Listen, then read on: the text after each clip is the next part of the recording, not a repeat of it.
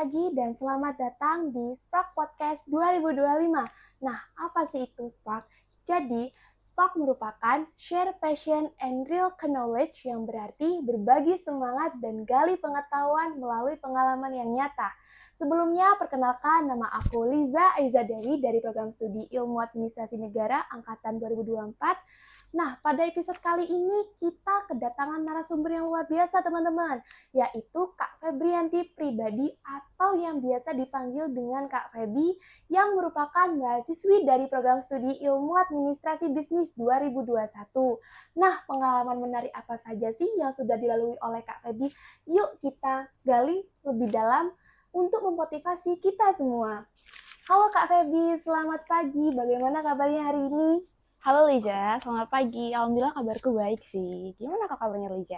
Alhamdulillah baik juga Kak. Ngomong-ngomong nih Kak Febi asal kota mana nih? Aku dari Lumajang. Wah ternyata lumayan jauh ya Kak kalau dari sini. Iya. Oke teman-teman, sesuai tema kita hari ini yaitu bongkar rahasia untuk mengungkap pengetahuan dari para ahli passion kita, yaitu Kak Febi nih. Nah aku mau tanya nih Kak, pengalaman apa saja sih yang sudah dilalui oleh Kak Febi selama menempuh pendidikan di Universitas Jember, baik di dalam maupun di luar kampus nih Kak? Oke, kalau ngomong tentang pengalaman, jujur sebenarnya kebanyakan itu aku di UNED sih. Dulu pertama kali pengalamanku yang pertama kali tuh aku nyoba untuk volunteer, tapi itu di luar, jadi bukan dari UNED. Dan itu secara online, jadi waktu itu aku join volunteer magang gitu lah ya, sebutannya volunteer gitu. Di salah satu layanan jasa konseling secara online, dan itu aku as a public relation. Dan kebetulan sekarang aku juga magang di tempat yang sama dari batch kemarin, terus aku mau lanjut lagi di batch selanjutnya karena aku lumayan nyaman sih. Alhamdulillah. Nah, dari pengalaman tersebut nih Kak, ada nggak sih pengalaman yang berharga nih bagi Kak Febi selama menempuh pendidikan di Universitas Jember? Pengalaman berharga selama menempuh pendidikan di Universitas Jember. Kemarin waktu aku semester 4 mau ke semester 5, itu tuh aku iseng nyoba untuk daftar duta kampus. Yeah. Itu gara-gara ajakan dari temanku sebenarnya. Dan aku nggak nyangka ternyata aku lolos dari seleksi tersebut ya gitu. Dan alhamdulillah sekarang aku udah 2 tahun di duta kampus dan sekarang udah mau selesai juga. Ya doain lancar-lancar. Amin. Wih, keren banget gak sih teman-teman? Tetapi nih Kak, untuk sampai di titik tersebut pasti tidak mudah kan Kak? Nah, kira-kira Kak Febi nih pernah nggak mengalami sebuah kegagalan dalam menempuh perjalanan akademik? Kegagalan. Kalau namanya kegagalan kan pasti sebuah proses ya. Iya. Jujur, aduh kalau nyebut kegagalan, sebenarnya kegagalan itu banyak banget. Kayak aku udah sering itu ketolak magang berkali-kali, padahal itu adalah tempat magang yang pengen banget aku ikutin, tapi ya gak keterima. Atau kadang juga aku pengen ikut organisasi kayak gitu, tapi ternyata aku juga gak keterima di organisasi tersebut. Tapi ya dari situ aku belajar sih kalau ternyata dari prosesku yang gagal ini ada beberapa hal yang bisa aku pelajari. Kayak aku mulai mengevaluasi diriku, sebenarnya apa sih yang masih kurang? Mungkin dari CV aku bisa memperbaikinya, terus dari sesi interview dan sampai tahap selanjutnya. Dan yang paling penting ya, dari kegagalan-kegagalan itu mungkin ada beberapa hal yang justru itu merupakan lonjakan kamu kayak gitu. Dan bisa jadi juga itu bukan sepenuhnya kegagalan. Jadi menurutku kamu harus sering-sering aja cari kesempatan lain, karena kesempatan kan banyak ya. Bisa jadi kamu bakalan keterima di kesempatan yang lainnya kayak gitu.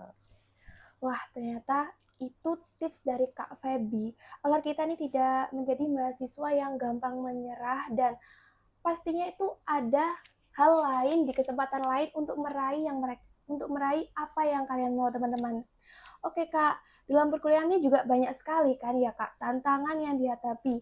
Jadi tips dari Kak Febi nih, cara menghadapi tantangan tersebut bagaimana agar para mahasiswa tahu, terutama untuk mahasiswa baru nih Kak yang masih belum mengetahui dunia perkuliahan itu seperti apa.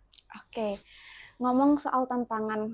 Kalau aku secara pribadi nih, tantangan yang paling berat buat aku sebagai mahasiswa di dunia perkuliahan adalah gimana caranya aku ngebagi waktu antara akademik, terus kehidupan magang, organisasi, dan juga kehidupan pribadi aku. Itu merupakan tantangan yang paling besar karena sering aku ngerasa ada momen tertentu yang kayaknya mereka itu rasanya numpuk banget gitu. Kayak Benar. tugas kuliah ada, terus kita juga ngejar deadline magang, dan kadang kita juga butuh kegiatan untuk bersosialisasi bareng teman-teman kita.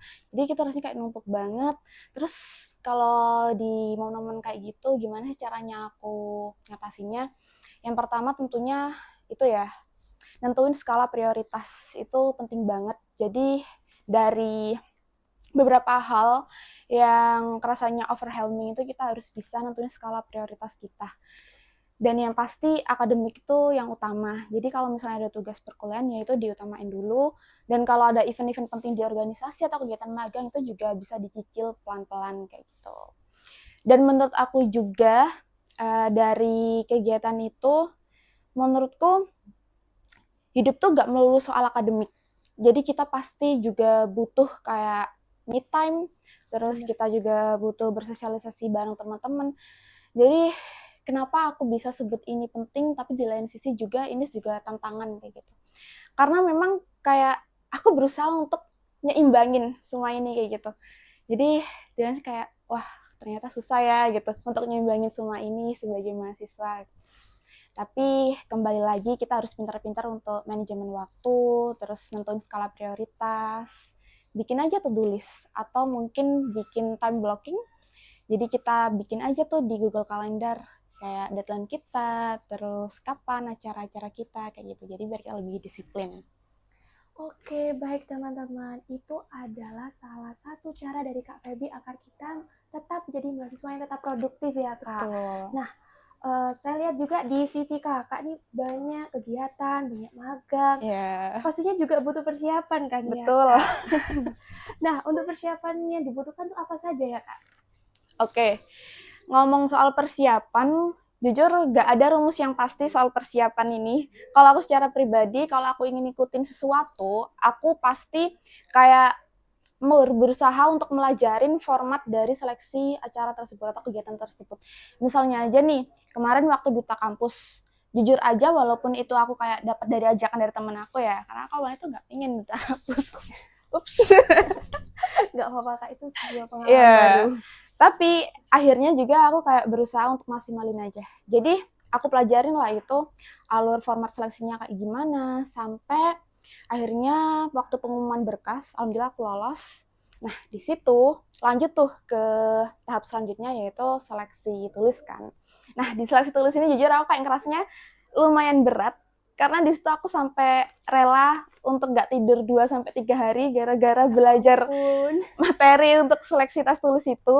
Karena sebelumnya untuk seleksi tahap ini kita tuh udah dikasih kisi-kisinya nih sama panitia duta kampus gitu kan. Jadi aku pelajarin lah itu 2 sampai 3 hari, aku gak tidur. Untungnya aku lolos sampai tahap akhir, jadi kayak gak nyesel gitu. Jadi kuncinya satu sih, kamu harus maksimalin untuk belajar untuk nyiapinnya itu kayak gimana, harus matang. Berarti ini untuk sebelum daftar nih dari jauh-jauh hari sudah butuh persiapan yang matang Betul, ya? jadi harus persiapan dari dini. Karena sudah waktu yang sudah ditentukan ini sudah hampir habis, Kak. Sebelum saya tutup, ada pesan dan saran nggak nih, Kak, buat para teman-teman semua yang sedang menonton nih? Oke, pesan dan saran. Khususnya maba, menurut aku sih kalian jangan takut untuk mulai hal-hal yang kecil, karena kita kadang sebagai mahasiswa ekspektasinya kan terlalu tinggi, jadi kita terlalu fokus ke hasil akhir aja, pengen juara, pengen dapat beasiswa, pengen ikut program yang keren, tapi kadang kita tuh lupa kalau semua itu tuh dimulai dari langkah-langkah yang kecil. Jadi pesan dan saran aku, mulai aja dulu, mulai dari hal-hal yang kecil. Kalaupun ada organisasi di skala fakultas, ikutin aja. Kalau kalian pengen aktif di kelas, ikutin aja. Ataupun cuma sekadar ngikutin volunteer yang ada di kampus pun nggak apa-apa kok. Itu mulai aja dulu dari hal-hal yang kecil. Dan satu lagi, Jangan pernah untuk membandingin diri kalian sama orang lain.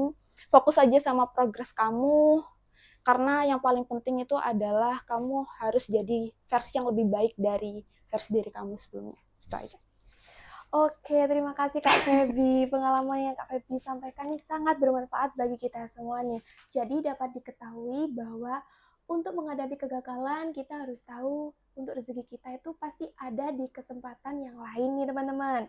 Nah, kalian sebagai mahasiswa itu kan masih muda nih, jadi jangan lewatkan kesempatan yang berarti. Gak kerasa ya, waktu yang sudah ditentukan sudah hampir habis nih teman-teman. Jangan lupa teman-teman tetap semangat, dan semoga kegiatan serta perjalanan akademik kita dilancarkan. Saya Liza Aziza Dewi selaku moderator pamit undur diri. Mohon maaf bila ada kesalahan kata. Terima kasih dan sampai jumpa di podcast selanjutnya. Tutta la volontà